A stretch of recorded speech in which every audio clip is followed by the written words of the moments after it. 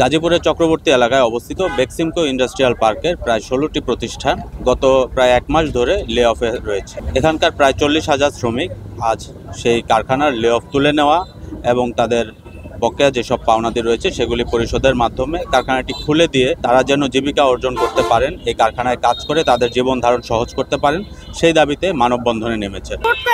বন্ধ করে দিচ্ছে তো আমাদের চলে না, আমাদের অনেক ফান্ডে টাকা আছে ৩-৪ লাখ, আমাদের তো এটাই আশা ভরসা। আমরা এখন বাড়ি যাই কি করে খাবো? বর্তমানে তো পরিবারই চলতেছে না। আমরা চাই ফ্যাক্টরিটা খুলুক, আমরা কাজ করে খাবো, পরিবার বাঁচাবো। বেক্সিমকো ইন্ডাস্ট্রিয়াল পার্ক হঠাৎ করে অঘোষিতভাবে আমাদের লে অফ ঘোষণা করছেন। এখানে আমরা ৪০,০০০ শ্রমিক রানিং চাকরি করতাম, হঠাৎ করে লে অফ ঘোষণা করার কারণে আমরা সব এখন বেকার হয়ে গেছি।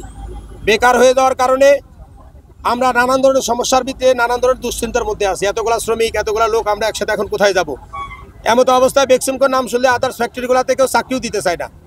তো আমরা চাই আপনাদের মাধ্যমে আমরা ঊর্ধ্বতম কর্মকর্তা, সরকারের দায়িত্বে যারা আছেন, তারা জানে আমাদের এই মানববন্ধনটি দেখে আমাদের দুঃখ কষ্ট বুঝে তারা জানে আমাদের ফ্যাক্টরিটা খুলে দেয়, ব্যাক টু ব্যাক এলসিগুলো জানে আমাদের খুলে দেয়।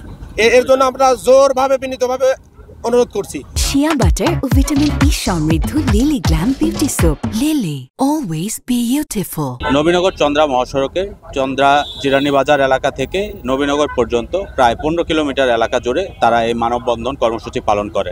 আজ সকাল প্রায় ৯টা থেকে দুপুর বেলা ১২টা পর্যন্ত তাদের এই মানববন্ধন কর্মসূচি অনুষ্ঠিত হচ্ছে।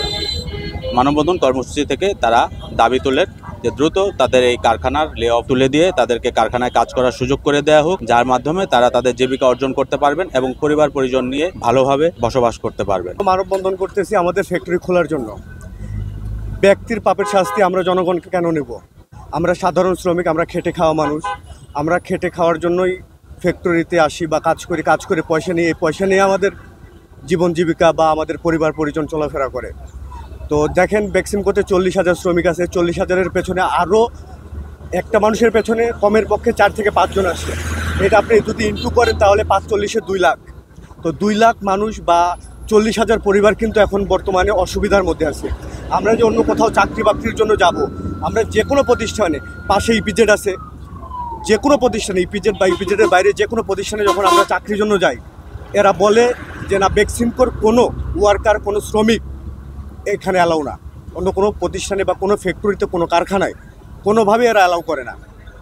তো এটা কিন্তু একটা মর্মান্তিক বিষয়। আমাদের যারা এখন সরকারে বা যেসব উপর মহলে আসছে, যারা যেসব উপদেষ্টা বা বড় বড় শ্রম অধিদপ্তরে আছে, তাদের কাছে আমাদের একান্তভাবে অনুরোধ, আমাদেরকে ব্যাক টু ব্যাক এলসি যেটা বলে, এই এলসিগুলো খুলে দিক। সরকারিভাবে যদি ঋণের প্রয়োজন হয়, ঋণগুলো ব্যবস্থা করে দিক, আমাদের প্রতিষ্ঠানটা খুলে দিক, আমরা দুমুঠো খেয়ে কর্ম করে খেয়ে বাঁচতে পারি, যাতে এই ব্যবস্থাটা করে দিক, এটা আমরা সরকারের কাছে দাবি জানাই।